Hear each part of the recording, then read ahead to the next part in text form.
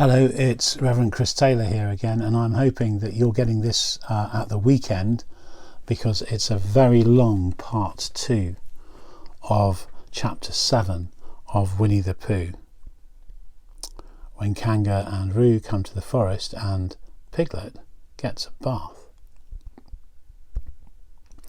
If you remember from yesterday, Rabbit's plan was to kidnap Baby Roo and hide him and try and persuade Kanga to leave the forest. And he's enlisted the help of Pooh and Piglet. And they're just going up the hill and coming into view. Good afternoon, Kanga. Good afternoon, Pooh. Look at me jumping, squeaked Roo and fell into another mouse hole. Hello, Roo, my little fellow. We were just going home, said Kanga. Good afternoon, Rabbit. Good afternoon, Piglet. Rabbit and Piglet, who had now come up from the other side of the hill, said good afternoon and hello, Roo. And Roo asked them to look at him jumping, so they stayed and looked, and Kanga looked too. Oh, Kanga, said Pooh, after Rabbit had winked at him twice. I don't know if you're interested in poetry at all. Hardly at all, said Kanga. Oh, said Pooh. Roo, dear, just one more jump, then we must go home. There was a short silence while Roo fell down another mouse hole. Go on, said Rabbit in a loud whisper behind his paw. Talking of poetry, said Pooh, I made up a little piece as I was coming along. It went like this. Now, let me see. Fancy, said Kanga. Now, Roo, dear, you'll like this. You'll like this piece of poetry, said Rabbit. You'll love it, said Piglet. You must listen very carefully, said Rabbit. So as not to miss any of it, said Piglet. Oh, yes, said Kanga, but she still looked at Baby Roo. How did it go, Pooh? Said Rabbit. Pooh gave a little cough and began. Lines written by a bear of very little brain. On Monday, when the sun is hot, I wonder to myself a lot, now is it true or is it not, that what is which and which is what? On Tuesday, when it hails and snows, the feeling on me grows and grows that hardly anybody knows if those are these or these are those. On Wednesday, when the sky is blue and I have nothing else to do, I sometimes wonder if it's true that who is what and what is who. On Thursday, when it starts to freeze and hoarfrost twinkles on the trees, how very readily one sees that these are whose. But whose are these? On Friday, yes, it is, isn't it? Said Kanga, not waiting to hear what happened on Friday. Just one more jump, Roo, dear, then we really must be going. Rabbit gave Pooh a hurrying up sort of nudge. Talking of poetry, said Pooh quickly, have you ever noticed that tree over there? Where? Said Kanga.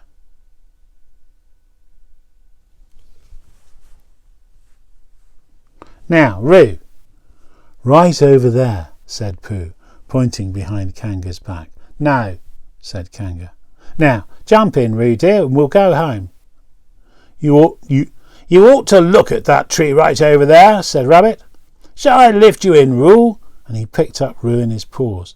I can see a bird in it from here, said Pooh. Or is it a fish?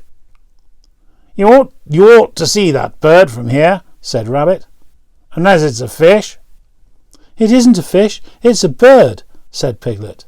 Say it is, said Rabbit. Is it a starling or a blackbird? Said Pooh. That's the whole question, said Rabbit. Is it a blackbird or a starling? And then at last Kanga did turn her head to look, and at the moment that her head was turned, Rabbit said in a loud voice, In you go, Roo! And in jumped Piglet into Kanga's pocket, and off scampered Rabbit with Roo in his paws as fast as he could. Why, where's Rabbit? Said Kanga, turning round again. Are you all right, Roo dear? Piglet made a squeaky Roo noise from the bottom of Kanga's pocket. Rabbit had to go away, said Pooh. I think he thought of something he had to go and see about suddenly. And Piglet? I think Piglet thought of something at the same time. Suddenly. Well, We must be getting home, said Kanga. Goodbye, Pooh. And in 3 large jumps she was gone. Pooh looked after her as she went. I wish I could jump like that, he thought. Some can and some can't. That's how it is. But there were moments when Piglet wished that Kanga couldn't. Often, when he'd had a long walk home through the forest, he'd wished that he were a bird. But now he thought jerkily to himself at the bottom of Kanga's pocket.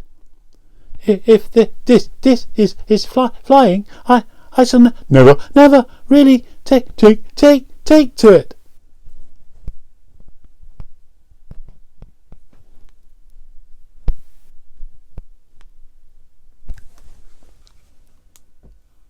And you can understand why it might be a bit disconcerting for a small piglet to be bounding through the air in a kangaroo's pouch. And as he went up in the air, he said, "Ooh!" And as he came down, he said, "Ow!" And he was saying, "Ooh! Ow! Ooh! Ow! Ooh! Ow!" all the way to Kanga's house. Of course, as soon as she unbuttoned her pocket, Kanga saw what had happened. Just for a moment she thought she was frightened, and then she knew she wasn't, for she felt sure that Christopher Robin would never let any harm happen to Roo. So she said to herself, "If they're having a joke with me, I'll have a joke with them. Now then, Roo dear," she said as she took Piglet out of her pocket, "bedtime." "Aha," said Piglet, as well as he could after his terrifying journey, but it wasn't a very good aha, and Kanga didn't seem to understand what it meant. "Bath first," said Kanga in a cheerful voice. "Aha," said Piglet again, looking round anxiously for the others, but the others weren't there. Rabbit was playing with Baby Roo in his own house and feeling more fond of him every minute, and Pooh, who had decided to be a Kanga, was still at the sandy place on the top of the forest practicing jumps.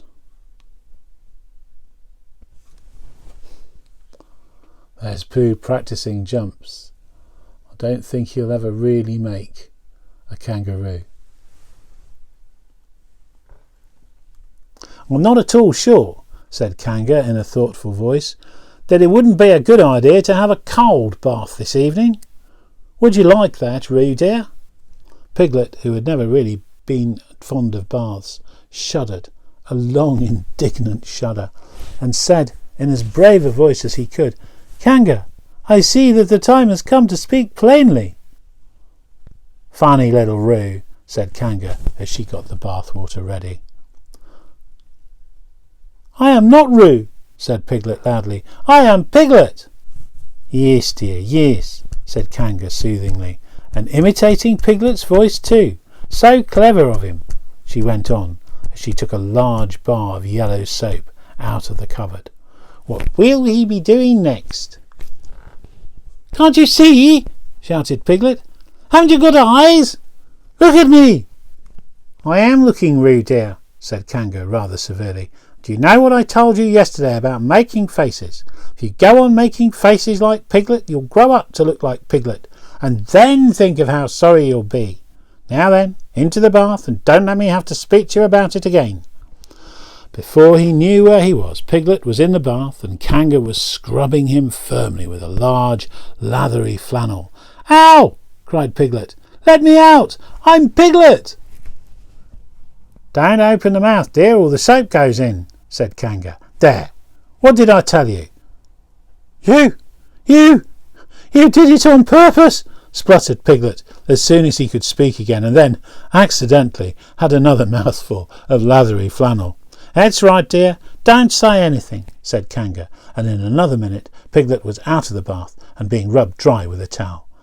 "Now," said Kanga, "there's your medicine, and then bed." What medicine?" said Piglet.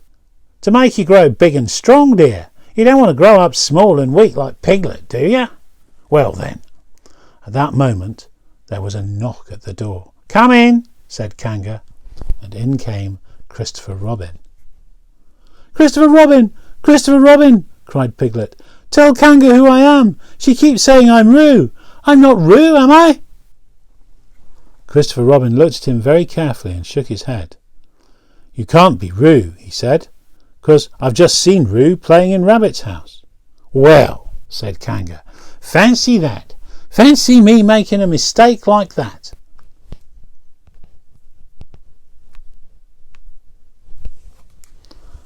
There's Christopher Robin, with Kanga in the bath and Piglet going, It's me, it's me.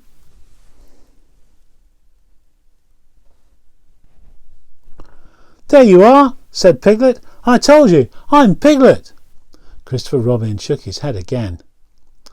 Oh, you're not Piglet, he said. I know Piglet well, and he's quite a different colour.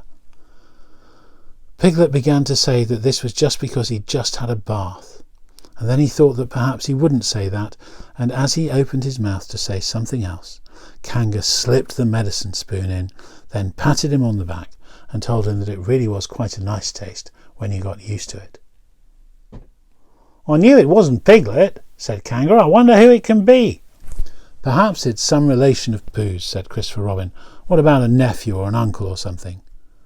Kanga agreed that this was probably what it was, and said that they would have to call it by some name. I shall call it Pootle, said Christopher Robin. Henry Pootle for short. And just when it was decided, Henry Pootle wriggled out of Kanga's arms and jumped to the ground.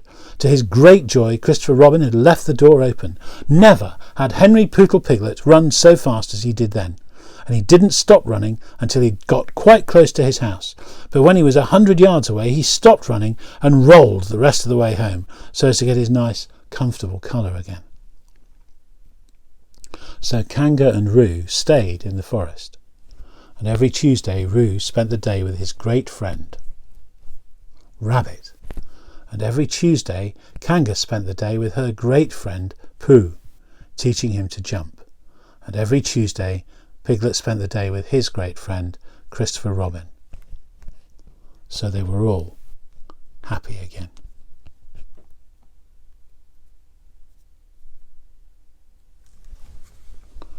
There's Piglet rolling in the dust to get his comfortable colour again.